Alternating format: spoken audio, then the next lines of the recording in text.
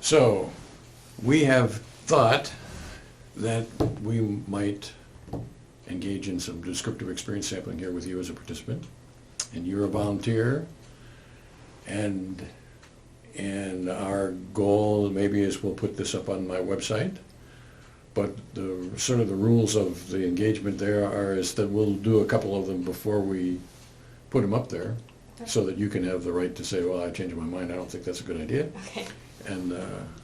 And you should have the right to change your mind after you've done it, or at least after you've done part of it, as a way of protecting your interests or whatever. Understandable. And so I'm going to give you a beeper, and I'm going to tell you how to do it. You know something about it already. Yeah, it's like random, it has the earbud. And you've seen some of the stuff that's already up on the website. Yeah, there was like, I saw a bunch of stuff like the app and all that stuff, and then not to like let it just beep forever, because then it'll go into like a different mode, and then the battery might die. It was Okay. kind of finicky parts about it. All right. It's not that finicky, but Okay. but so I guess, is there anything that we should be talking about before we give you the beeper?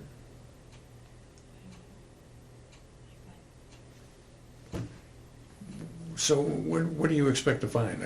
Let's start there. Just, I don't have any particular rules for this engagement, but what do you expect to find about it? What do you think are the characteristics of your inner experience? Okay, I think that I experience a lot of sounds and tone and like tempo, like that clock. I've been really fixated on the sound of that clock. Or the sound of like, in this building, I notice that footsteps are louder in here. I don't know if it's just the way the floor is built. There's like this weird kind of thumping noise. That was one of the things that I was thinking about. That, and maybe like the weight of things. I don't know if that really counts, but like when I pick something up, I notice that it's different. Like you could give me two keyboards and I'll notice that it's different because of the weight. Okay. Or the sound of the keys or something like that. I don't know if that counts. So some sensory aspects of the world, Mm-hmm. auditory sensory aspects, heft, whatever, Mm-hmm. sensory aspects. Yeah, more of those things rather than, I think, visual details. Like, if somebody were to, like, cut their hair or change the color of their hair slightly, I don't think I would notice that, but I would realize something is different. But I don't think I'd be able to pick up on that the way I can pick up on the timbre of the clock or the sound of the footsteps in the room. Like, I can tell who's walking by the sound of it. Okay. And any other characteristics other than sensory you expect to find? Doesn't matter. I'm just sort of curious. Yeah, I no, think if we put these up there, people will be interested in what I'm expecting before. what she expected before she did it. Yeah. I think another one might be inner monologue. I hate to say that, but I think so. Because I feel like I talk to myself a lot. Like sometimes when I'm even doing work, I'm talking to myself out loud. Okay. So I feel like that might be one of the things, but I think that's it. Maybe some visualization. Sometimes when people are telling me a story, I'm trying to form an image of what's happening, and then if somebody else is asking me, then I'm trying to put that image into words. All right, that's what I think is going on, but I think that's the main things that I'm thinking right now. Okay. All right. So let me give you the beeper. Mm-hmm. That is a beeper, and if you turn it on, you can turn the thumb wheel on the top. Do I press the button? That's part. Nope, the black wheel there. Oh, okay. Twist that, Okay. and it'll come on beeping. So the thing has an onboard speaker, but I'm not going to want you to use that. But, Right. So and that's a volume control. So if you turn that wheel, Oh, okay. so the object is to adjust it so that you get to a comfortable volume. Got it. And by a comfortable volume, I mean one that doesn't startle you, but also one that's not so soft that you think, oh, is that the beep? Is that the beep? Is that? Oh, yeah, that's the beep. Got it. So and that will change depending on the environment you're in. So if you're in a noisy place, you're going to want it louder. Right. But if you're in the library or a church or someplace, then you probably want it softer. It'll beep for more or less ever until you push the white button. And when you push the white button, it'll stop the beep. Okay. And so now it has decided when it's going to beep again. Got it. I don't decide when it's gonna beep, you don't decide when it's gonna beep, it decides when it's gonna beep. Okay. But it's designed to beep within about an hour, and with an average of about a half an hour. Okay. So 2 minutes from now it might beep again, or 57 minutes from now it might beep again, or 38 minutes from now it might beep again. It makes up its mind about that. Okay. You can check to see whether the beeper is working or what the volume is by holding the white button down. Push it down and hold it down. Keep holding it down. And it's beeping that square wave pattern. The object of that is for you to find out whether it's still working. And so if you've got a question, did I break the earphone or whatever, you can push that down, and or if you want to adjust the volume, you move it from one place to another. You can put it into that square wave by holding the white button down. Okay. And then, as you said a little bit ago, if it beeps and you don't respond to the beep, it'll beep for a couple minutes, and then it'll put itself into the chirp mode, what I call the chirp mode. And that it sounds like a chirp. Okay. And then after 10 or 15 seconds it says chirp. And after 10 or 15 more seconds it says chirp again. Right. And that's just saying, I beeped, you didn't respond to me, I'm saving my battery. Got it. To get out of that, you turn it off with the thumb wheel. Oh, like put it all the way down. All the way off. Okay. So go ahead and turn it off. I didn't hear it click, so turn it until it clicks. There you go. Now that's off. Okay. Now turn it back on. And now it's making another interval. Well, and now push the button. And it's making another interval. I see. So if in doubt, turn it off, turn it back on, push the white button, and then you're back in business. Okay. But you're starting another interval, so however long it went on the last interval doesn't count anymore. Right. The machine is starting fresh. Right. Okay. So I'm going to give you an earphone. Which ear do you think you would wear that in? Doesn't matter to me. I would guess the right. In your right ear? Yeah.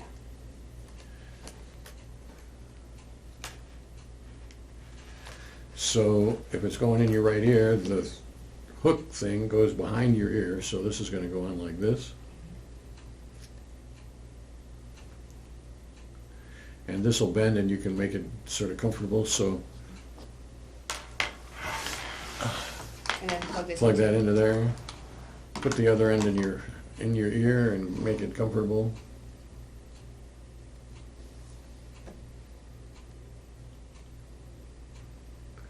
Some people find it's convenient to run the wire inside your shirt. Okay. Because then that sort of holds the wire secure and you don't snag the wire on the doorknob or wherever as you're walking by. I'll play around. But play around with that, whatever makes comfortable. Okay. Now push the white button and hold it down so you can hear so you should be hearing coming through your earphone now the square wave, the same square wave that was on the onboard speaker, but now it's injected into your ear and I can't hear it anymore. So if you're in a classroom or someplace where it's only you that's getting the beep, so that's part of why I want you to wear the earphone. So you don't have to worry about what somebody else thinks about it. This is between you and the beeper, basically. Oh.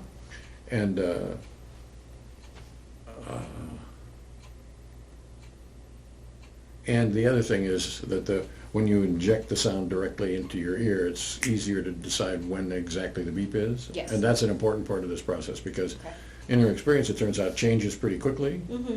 And so what your inner experience is at 1 second is quite a bit different from what it is in the next second. Right.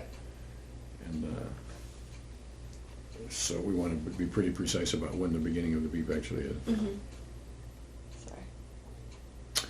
And your task is to pick a time when you think you can wear it for 3 hours. I don't particularly care what time, what period of time, what time of day, whatever. Maybe after we do it for a while, we'll have something to say about that. But, and I don't actually even care about whether you wear it for 3 consecutive hours, although it's better if you do. Right. And so I want you to go about your everyday life while you're wearing the beeper. So put the beeper in and then forget about it, basically, and do whatever it is that you were going to do. And then when the thing beeps, what I want you to do is to pay attention to what was going on in your experience right before the beep began. So if if this is, we operate this as a timeline, and this is time marching on like this, and the thing beeps here, Mm-hmm. and then you push the button and it stops the beep and time keeps marching on like that. The moment that we're interested in is the moment that's right here, right 1 microsecond, like we call it 1 microsecond just before the beep begins. It's not really a microsecond, but what we want is, Yeah. sometimes we call it the last undisturbed moment just before the beep begins. Okay. That's what we're shooting for. Okay. So your task, when it beeps, is to sort of freeze this moment here in your imagination, and then push the button, and then jot down in a notebook, which I should give you a notebook.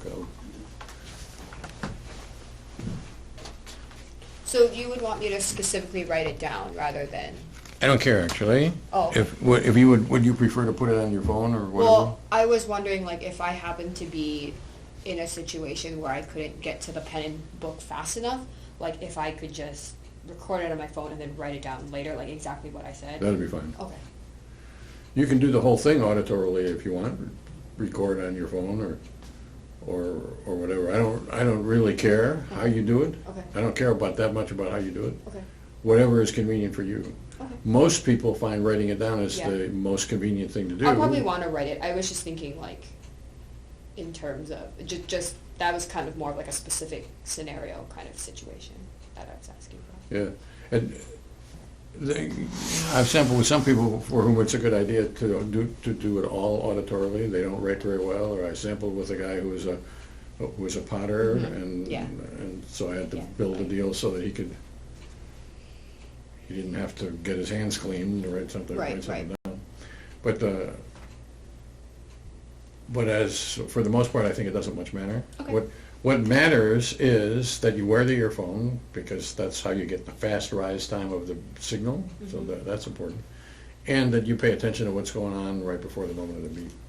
But I'm also not expecting you to be very good at that. Right. Most people aren't. Most people need a couple of days of practice to get this right. But Mhm. you've watched a few of the interviews, so maybe you've learned something from that, or maybe you haven't. We'll find out about that. Okay. And I'm not expecting you to be good at it. So on the first day, when we go over the first set of beeps, it's likely that you will be saying things, and I'll be asking you questions, and you won't know the answer to those questions, and then we'll have to do it again. And you should not take that as a personal failing, and I shouldn't take that as that I didn't give you good enough instructions. Mhm. Basically, I don't want to tell you what I'm expecting to find for 2 reasons. One is I don't know what I'm expecting to find. Right. And 2, even if I did, I wouldn't want to tell you about that, because I would rather have it come from you rather than you trying to satisfy what you think I'm looking for. Mhm. So what I'd like you to do is to get a half a dozen beeps. In how much? And time? that'll take, well, however long the beeper decides, but Okay. usually that'll take about 3 hours. Oh. On average, half an hour in between beeps, so roughly 3 hours to get 6 beeps. Okay. If the beeper happens to make short intervals, then it'll be shorter than that. If the beeper happens to make long intervals, that will be longer than that. If you don't get exactly 6 beeps, that probably won't matter either. 6 is a good number for how many we can talk about before we get tired of talking about them. And, but there's nothing magic about 6. 6 is the convenient number.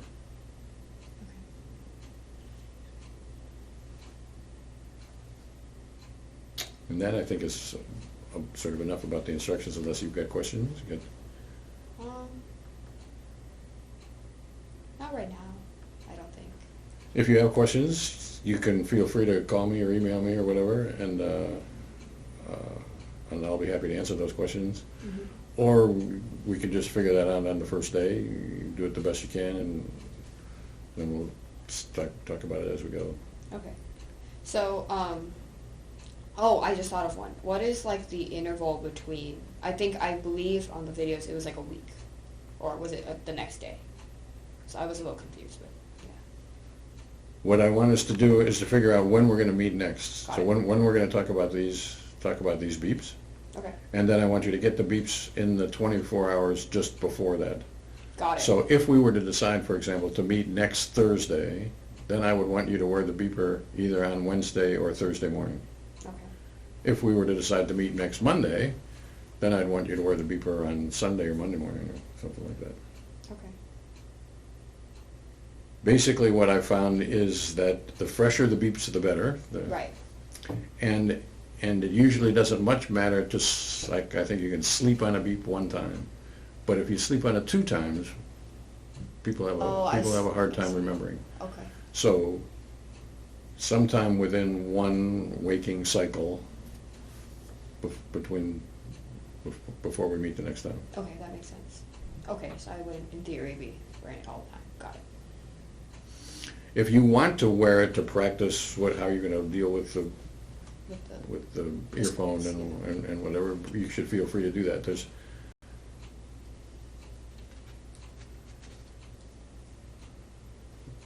There are a few rules that matter, other than wearing the earphone and what the target is. Okay.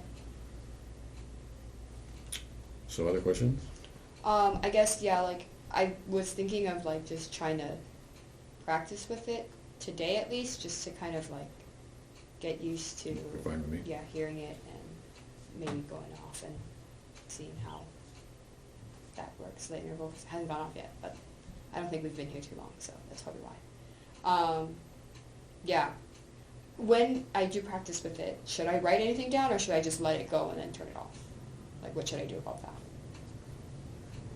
I don't have a theory about that, or Okay. preference about that. Okay. I guess I would mildly prefer, if you're going to play around with it, if you're going to practice doing it, you might as well write it down. Okay. But if it depends on what the object of your practice is. If the object of your practice is to figure out how the beep sounds and what to do with the wire and whatever, then it probably doesn't matter what you do. Okay. Okay. That makes sense. Well, I wouldn't want to say that I'm cavalier about the instructions, Mhm. but I think people are different. And Yeah. Understandable. what I want us to do is to sincerely or genuinely or whatever you want to call it, be interested in what your inner experience is like, Mhm. and do whatever it is that it takes to do that. And if it turns out that a lot of practice is a good idea for you, then we should do a lot of practice. And if tape recording your experiences is a good idea for you, then we ought to tape record it, and we'll work that out Okay. as we go. Okay. Yeah, I think I just kind of would like to see how it goes. If I happen to be sitting by myself, and then also if I happen to be sitting in like a meeting, or if I'm doing something else with like maybe other people, how my process is. But I think that would be it. Figuring out, All right. writing.